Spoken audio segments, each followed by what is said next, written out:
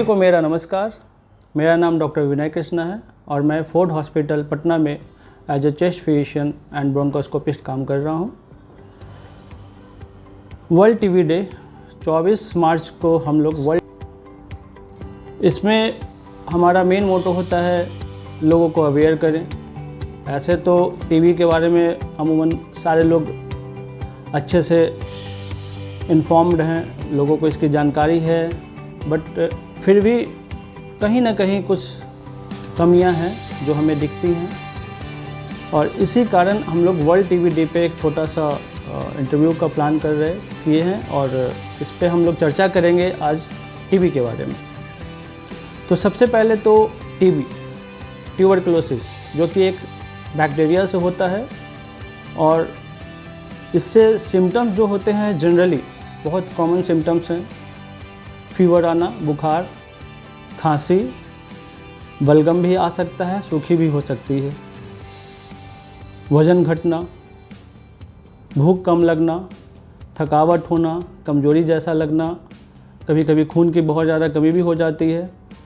ये बहुत ही common symptoms है जो बहुत सारे बीमारियों में मिल सकते हैं। ऐसे लक्षण 5 दिन 10 दिन तो नॉर्मल किसी और में भी मिल सकते हैं, लेकिन अगर ये लंबे समय से चला आ रहा हो, कम से कम 3 हफ्ता या 2 हफ्ता लगातार इस तरीके के सिम्टम्स हो, तो टीबी को नज़रअंदाज नहीं कर सकते। उसके बारे में प्रॉपर ट्रीटमेंट डायग्नोसिस के बाद करना ज़रूरी होता है। HIV, टीबी के साथ एक HIV अगर ऐड हो जाए तो वो बहुत ही ज़्यादा खतरनाक साबित होता है। अभी के डेट में हमारे देश भारत में टीबी के अप्रॉक्स 190 पेशेंट्स हैं 1 लाख पॉपुलेशन पे, यानी कि 1 लाख के आबादी पर लगभग 190 पेशेंट्स हैं जिनको टीबी है। और ये कैलकुलेट किया जाए तो तकरीबन हर 1 मिनट एक आदमी एक मरीज़ टीबी से मर रहा है, 1 मिनट में एक। तो देखा जाए तो ये काफ़ी ख़तरनाक बीमारी है, बट हमारी सरकार, हमारे WHO इस पर काफ़ी ज़्यादा फोकस कर रही है, इस पे काफ़ी ज़्यादा अवेयरनेस किया जा रहा है। सरकार PSC लेवल पे भी सारा चीज़ इसके लिए किए जा रही है। हर एक सुविधा निःशुल्क हमारे सरकारी अस्पतालों में उपलब्ध हो गई है। अब आते हैं कैसे पता चलेगा कि टीबी है। इसके लिए सब बहुत ही सिंपल टेस्ट अवेलेबल है मार्केट में, उससे भी पता चल जाता है, कभी कभी नहीं भी पता चल सकता है। नॉर्मल बलगम जांच से ही पता चल सकता है कि टीबी है या नहीं है, कभी कभी उससे नहीं पता चलता है, वो निगेटिव है, एक्सरे में दाग दिख जाता है, वो टीबी हो सकता है। उसके अलावा आज के डेट में CT स्कैन भी उपलब्ध है जो कि मेडिकल कॉलेजों में और सारे प्राइवेट हॉस्पिटल्स में उपलब्ध है। इन चीज़ों के बावजूद बलगम निगेटिव आ गया, CT में हल्का फुल्का दाग है, कन्फ्यूजन हो रहा है भाई टीबी है या नहीं है, उसके लिए ब्रोंकोस्कोपी की भी व्यवस्था हो गई है। हमारे बिहार में बहुत सारे ब्रोंकोस्कोपी करने वाले फिजिशियन उपलब्ध हैं। हमारे फोर्ड हॉस्पिटल में भी ब्रोंकोस्कोपी हो जाती है, जिसके लिए मैं बहुत क्राइटेरिया के हिसाब से उसका चयन करता हूँ कि इनकी ब्रोंकोस्कोपी होनी चाहिए या नहीं होनी चाहिए। कभी कभी फेफड़े के बाहर पानी भी जमा हो जाता है जिसे हम लोग प्लूरल इफ्यूजन कहते हैं। उसके लिए सिंपली प्लूरल फ्लूइड को टैपिंग करके पानी को निकाल करके जांच में भेजा जाता है, उससे भी हम लोग पता कर लेते हैं कभी कभी टीबी है या नहीं है। जब ज़रूरत होती है तो थोरैकोस्कोपी भी हम लोग कर सकते हैं, हमारे फोर्ड में उसकी भी व्यवस्था है। दूरबीन डाल करके फेफड़े के बाहर की बायोप्सी ली जाती है, पानी का सैंपल लिया जाता है और उससे रूल आउट हो जाता है, क्योंकि ये जो प्लूरल फ्लूइड होता है वो टीबी में तो होता ही है, इसके अलावा कैंसर और कभी कभी इन्फेक्टिव डिजीज़ेज जो होते हैं या और बहुत सारे डिजीज़ हैं उसमें भी हो सकते हैं। आज चूँकि हम लोगों का मेन फोकस है वर्ल्ड टीबी डे पे टीबी के बारे में बात करना, तो हम लोग टीबी की ही चर्चा करेंगे कि प्लूरल फ्लूइड है, थोरैकोस्कोपी से भी हम लोग पकड़ सकते हैं कभी कि ये टीबी ही है या कुछ और है। ये तो हो गया डायग्नोसिस। सिम्टम्स, डायग्नोसिस के बाद हम लोग बात करेंगे ट्रीटमेंट। ट्रीटमेंट बहुत ही सिंपल है अगर देखा जाए तो, और कॉम्प्लिकेटेड अगर पेशेंट हमारे उसको नज़रअंदाज करे। सिंपल किस सेंस में, इसके लिए दवाइयाँ मार्केट में इजीली अवेलेबल है। अगर सेंसिटिव टीबी है, रिफाम्पिसिन सेंसिटिव जिसको कहते हैं, सारी दवाइयाँ इवन हमारे पीएचसी सेंटर तक में भी मुफ्त में अवेलेबल होती है। डॉट सेंटर के नाम से उसको जाना जाता है। फोर्ड हॉस्पिटल में जो पेशेंट अफोर्ड नहीं कर पाते उनको हम लोग डॉट सेंटर का भी ऑप्शन दे देते हैं, ताकि उनको दवाइयों का जो खर्च है वो बच जाए, उनका इलाज सस्ते में और अच्छे से हो जाए।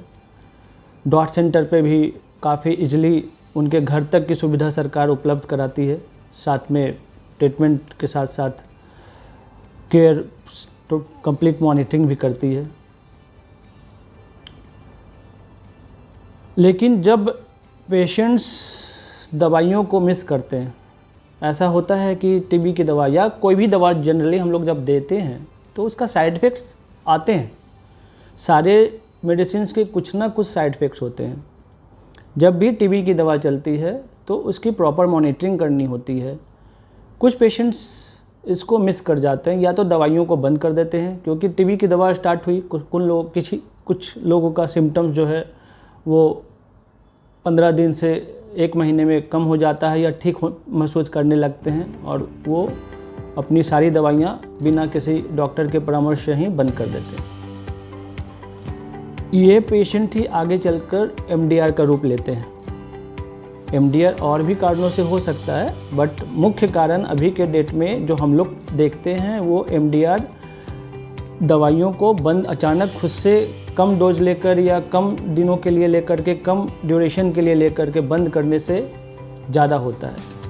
एमडीआर के ट्रीटमेंट जो है, यहीं पे बात आती है सिंपल और कॉम्प्लिकेटेड। जब एमडीआर का ट्रीटमेंट देना होता है या फिर एक्सडीआर में कन्वर्ट हो जाता है, उसकी दवाइयाँ कम से कम 18 महीने के लिए देनी होती है। कभी 24 महीना 36 महीना तक भी जा सकता है। उसके बाद भी कभी कभी पेशेंट ठीक नहीं होते। इसलिए हमारा हमेशा पेशेंट से ये सुझाव दिया होता है कि दवाइयों को खुद से बंद ना करें।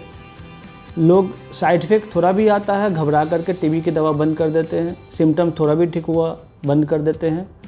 तो आज वर्ल्ड टीबी डे के दिन सबसे पहला मेरा यही सुझाव और जानकारी है लोगों के लिए कि दवाइयों को खुद से कभी भी बंद ना करें। साइड इफ़ेक्ट्स हैं, आप अपने डॉक्टर से मिलें, उनसे परामर्श करें, वो दवाइयों को चेंज करेंगे, कुछ दवाइयाँ ऐड कर सकते हैं। दूसरा है कि जब भी टीबी की दवा चलती है तो पोषण पे ध्यान देना होता है, न्यूट्रिशन। अगर प्रॉपर न्यूट्रिशन नहीं मिलेगा तो दवाइयाँ जो है खुद से काम नहीं कर सकती। इम्यूनिटी जब तक शरीर की अपनी नहीं है तो दवाइयाँ थोड़ा विलम्ब कर सकती है, पेशेंट को साइड इफ़ेक्ट ज़्यादा आ सकते हैं। इसलिए उनको अपने भोजन आहार पे भी ध्यान देना है। और क्या है लास्ट में क्या लिखे हैं, प्रिवेंशन ना। अच्छा, कॉम्प्लिकेशन। अब बात करेंगे हम लोग टीबी के कॉम्प्लिकेशंस के बारे में। टीबी की दवाइयाँ लेने से तो पेशेंट ठीक होते हैं, बट कभी कभी कॉम्प्लिकेशंस में जैसे खून आना, सिम्टम्स में भी आ सकते हैं पेशेंट के, कि बलगम में खून आया, खांसी करने पे खून आता है। ये जो सिम्टम होता है वही सबसे ज़्यादा भयभीत करने वाला होता है सारे पेशेंट्स के लिए। अगर ये सिम्टम आता है तो लोग जल्दी से दौड़ते हैं अपने डॉक्टर के पास। फीवर और खांसी के लिए तो बहुत लोग नज़रअंदाज करते हैं, काफ़ी दिनों तक खुद को नॉर्मल ट्रीटमेंट्स, एंटीबायोटिक्स खुद से लेकर के लेना, विंडो ट्रीटमेंट कर लेते हैं। कॉम्प्लिकेशंस में एक होता है कभी कभी फेफड़े को जो है, फेफड़े में कैविटी बन जाते हैं और कैविटी से ब्लड आने के कारण ब्लड लॉस हो जाता है। कभी कभी पेशेंट उससे डेथ भी कर जाते हैं ज़्यादा ब्लीडिंग होने से। टीबी के कारण कभी अंदर सूजन काफ़ी ज़्यादा हो जाता है, जिसके कारण फेफड़े का कोई सांस नली बंद भी हो जाता है।